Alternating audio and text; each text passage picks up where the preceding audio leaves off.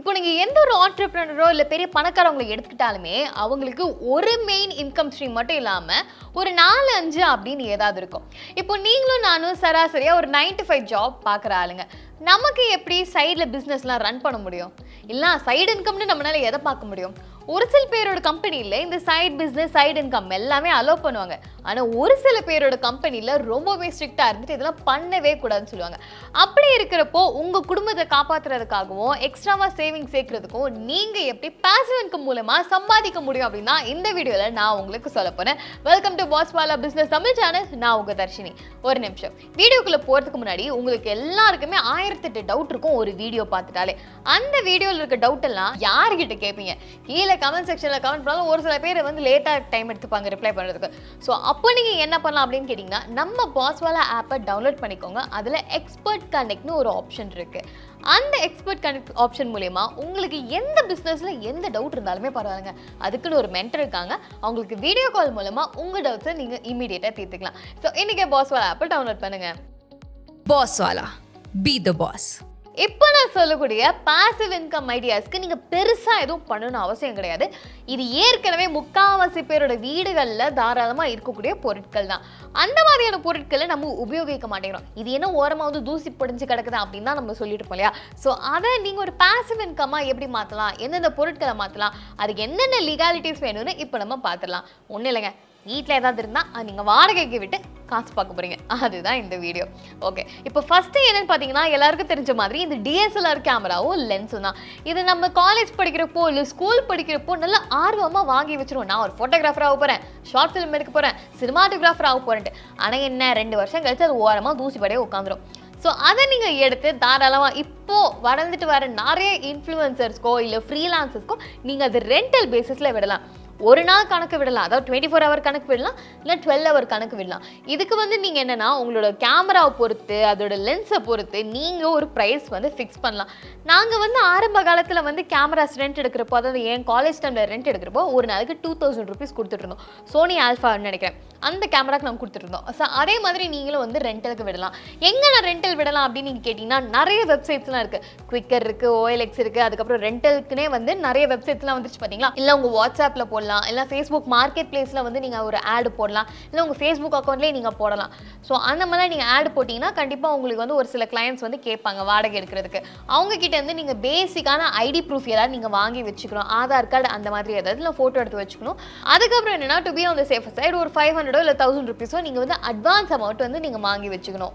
அடுத்ததாக என்னென்னு பார்த்தீங்கன்னா, அதே எலக்ட்ரானிக்ஸ் கேட்டகரியில் வரக்கூடிய ப்ரொஜெக்டர் இல்லைனா speaker.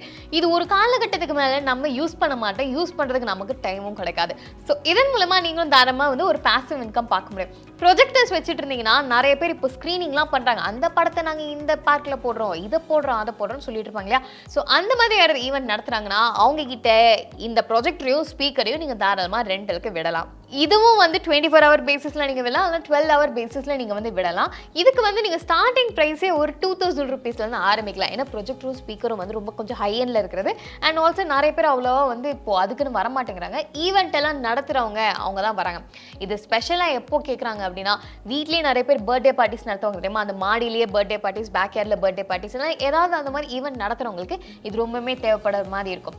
So WhatsApp group, Facebook market place, Facebook ஆடு, குவிக்கர், OLX, லொகாண்டோன்னு எந்த மாதிரியான இணையதளங்கள்லையும் நீங்கள் வந்து தாராளமாக இந்த ஆட் ஒன்று போடலாம். அந்த DSLR லென்ஸ்க்கு நம்ம என்ன ரெக்குவயர்மெண்ட் கேட்டோமோ அதே ரெக்குவயர்மெண்ட் தான் இங்கேயும் கேட்க போகிறோம். ஒரு ஐடி ப்ரூஃபும் அதுக்கப்புறம் பேசிக்காக ஒரு டெபாசிட் அமௌண்ட்டு நம்ம வந்து வாங்கி வச்சுக்கணும்.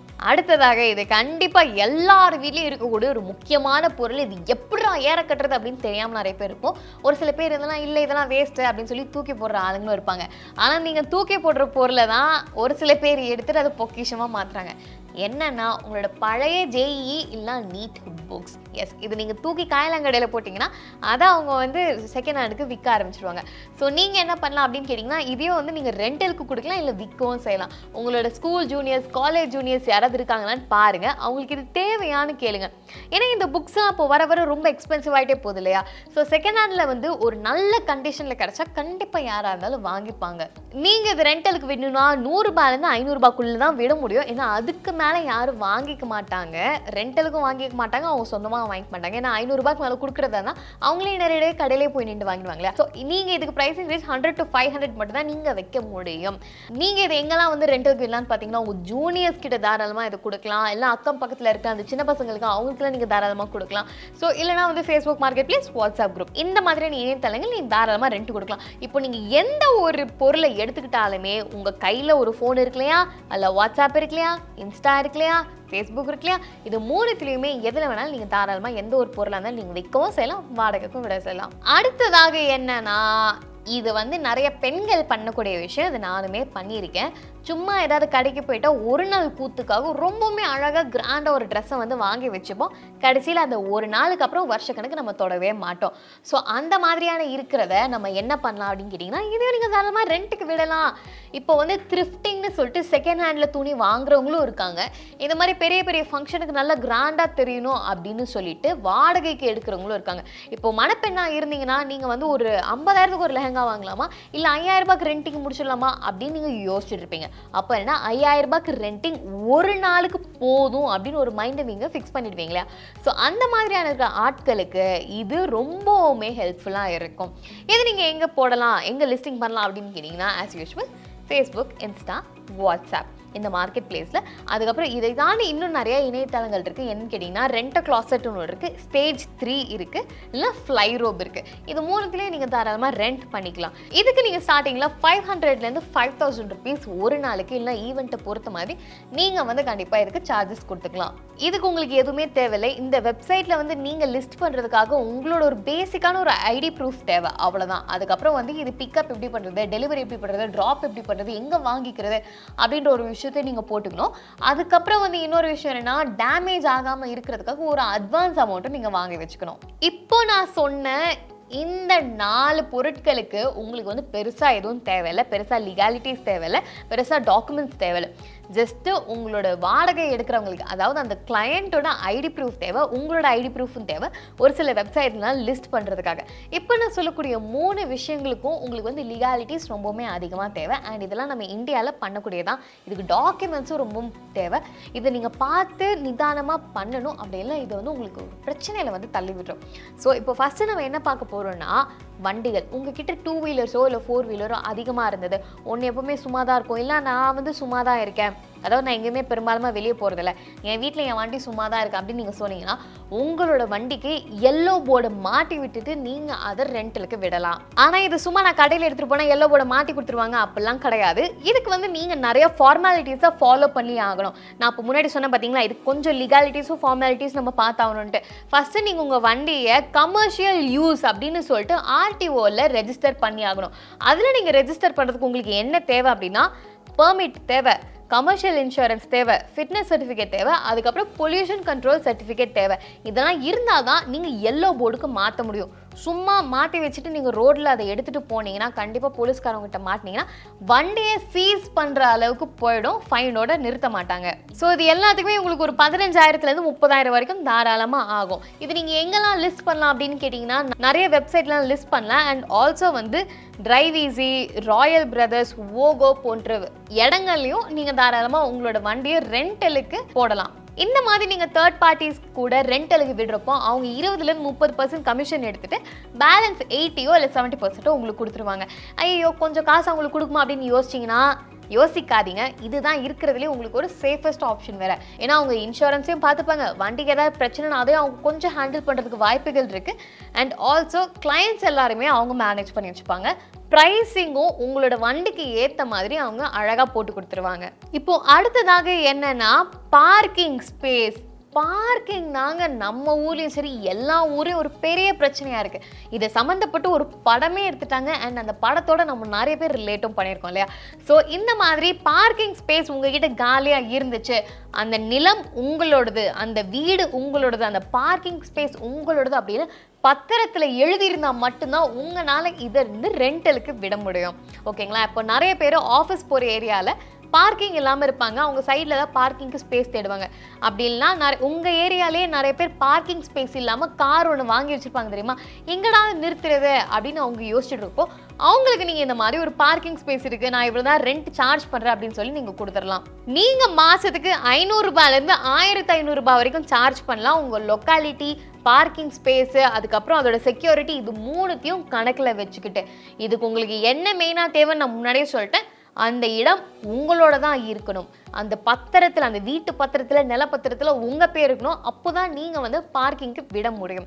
இல்லை நான் என்னோடய ஹவுஸ் ஓனர் ரொம்ப சில் அப்படின்னு நீங்கள் சொன்னால் கூட உங்கள் ஹவுஸ் ஓனர்கிட்ட கேட்ட பின்பே நீங்கள் இந்த வேலையை பார்க்கணும். அண்ட் சம்டைம்ஸ் உங்கள் ஹவுஸ் ஓனருக்கும் கொஞ்சம் பாதி கட்டு கொடுக்குற மாதிரி தான் இருக்கும் இதுலேருந்து. அடுத்ததாக அதே மாதிரி கீழே எப்படி காலி இடம் இருக்கும், அதே மாதிரி நிறைய பேருக்கு மொட்டை மாடி வந்து காலியாக தான் இருக்கும். நிறைய பேர் இது யூஸ் பண்ணவும் மாட்டாங்க, என்ன பண்ணுறதுன்னு தெரியாமல் இருப்பாங்க. ஸோ அந்த மாதிரி சமயத்தில் நிறைய ஈவெண்ட்டுக்கெல்லாம் உங்களோட மொட்டை மாடியை நீங்கள் தாராளமாக வாடகைக்கு விடலாம். இந்த பர்த்டே பார்ட்டிஸ் நடக்கிறது, என்கேஜ்மெண்ட் நடத்துறது, அதுக்கப்புறம் வந்து எந்த ஒரு ஃபங்க்ஷனாக இருந்தாலுமே உங்களோட மொட்டை மாடியில் நடத்தலாம் அப்படின்னு சொல்லிட்டு நீங்கள் ஒரு பெர்மிஷன் கொடுத்துடலாம். அண்ட் இதுக்கும் கூட அந்த வீடு, அந்த நிலப்பத்திரம் எல்லாத்துலேயுமே வந்து உங்கள் பேரில் தான் இருக்கணும். அது உங்கள் வேற ஒருத்தரோட பேரில் இருந்து நீங்கள் அதை வாடகைக்கு விட்டீங்கன்னா பெரிய பிரச்சனையாக ஆகிறதுக்கு வாய்ப்புகள் இருக்குது. அண்ட் ஆல்சோ இன்னொன்று நீங்கள் கணக்கில் என்ன வச்சுக்கணும் அப்படின்னு கேட்டிங்கன்னா, நீங்கள் ஒரு ரெசிடென்ஷியல் ஏரியாவில் இருந்தீங்கன்னா மற்றவங்களுக்கு அந்த தொந்தரவு ஏற்படாத மாதிரி பார்த்துக்கணும். உங்களோட கிளையன்ஸ் எல்லாம் வந்து நீட்டாக போய்ட்றாங்க, சத்தம் அதிகமாக எழுப்பாமல் இருக்காங்க, அந்த மாதிரியான சமயமாக இருந்ததுன்னா நீங்கள் தாராளமாக இந்த ஐடியாவை யூஸ் பண்ணிக்கலாம். 1000 10,000 வரைக்கும் நீங்கள் சார்ஜ் பண்ணலாம். அந்த இடத்தோட சைஸை பொறுத்து, லொக்காலிட்டியை பொறுத்து, அதுக்கப்புறம் அதில் என்னென்ன ஈவெண்ட் எல்லாம் நடத்த முடியுன்றதை பொறுத்து நீங்கள் வந்து இவ்வளோலாம் சார்ஜ் பண்ணலாம். அண்ட் முன்னாடியே சொன்ன மாதிரி அந்த டாக்குமெண்டேஷன்லாம் கொஞ்சம் வந்து பார்த்துக்கோங்க. அப்படி இல்லைனா கொஞ்சம் பிரச்சனை ஆகிடும். நீங்கள் உங்களோட மொட்டை மாடியை எங்கே நீங்கள் வாடகைக்கு விடலாம் அப்படின்னு கேட்டிங்கன்னா, செட் மை ஸ்டேஜ் அப்படின்னு ஒரு வெப்சைட் இருக்குது. அதில் நீங்கள் தாராளமாக உங்கள் மொட்டை மாடியை லிஸ்ட் பண்ணிக்கலாம், ஃபோட்டோஸ்லாம் எடுத்து போட்டு. இப்போ இந்த 7 வாடகைக்கு விடக்கூடிய பொருட்களும் கண்டிப்பாக எல்லாரோட வீட்லேயும் ஒரு மூலையில் தூசி படிஞ்சு உட்காந்துருக்கும். இன்றைக்கே நீங்கள் அதை எடுத்து தூசியை தட்டி இந்தாப்பா அப்படின்னு ஒரு அழகாக ஃபோட்டோலாம் எடுத்து தேவையான டாக்குமெண்ட்ஸ்லாம் எடுத்து கையில் வச்சுட்டு வெப்சைட்லாம் அப்லோட் பண்ணிங்கன்னா உங்களால் தாராளமாக இதில் வந்து கொஞ்சம் பாசிவ் இன்கம் பார்க்க முடியும். இப்போ இருக்கிற மக்கள் நிறைய பேர் சும்மா பொருட்களை வந்து வாங்குறதுக்கு யோசிக்கிறாங்க, அதனால் வாடகை எடுக்கிறதுக்கு தயாராக தான் இருக்காங்க. ஸோ இந்த மார்க்கெட் ஆனது உங்களுக்கு எப்போவுமே இருந்துக்கிட்டே தான் இருக்கும். ப்ராப்பரான டாக்குமெண்டேஷனோடு பண்ணுங்கள். உங்கள் கிளையண்ட்டோட எதுவாக இருந்தாலுமே ஒரு ரிட்டன் கான்ட்ராக்ட் மாதிரி வச்சுக்கோங்க. வேர்பல் அக்ரிமெண்ட் எதுவுமே இருக்காமல் பார்த்துக்கோங்க. ஸோ உங்களுக்கு இந்த மாதிரி நிறைய பிஸ்னஸ் ஐடியாஸ்லாம் வேணும் அப்படின்னு நீங்கள் நினச்சிங்கன்னா மறக்காமல் நம்ம பாஸ்வாலா பிஸ்னஸ் தமிழ் சேனலுக்கு சப்ஸ்கிரைப் பண்ணிக்கோங்க. கூடவே இன்னும் அடுத்து என்ன மாதிரியான வீடியோஸ் வேணும்னு கீழே கமெண்ட் செக்ஷனில் கமெண்ட் பண்ணுங்கள். Bosswala. Be the boss.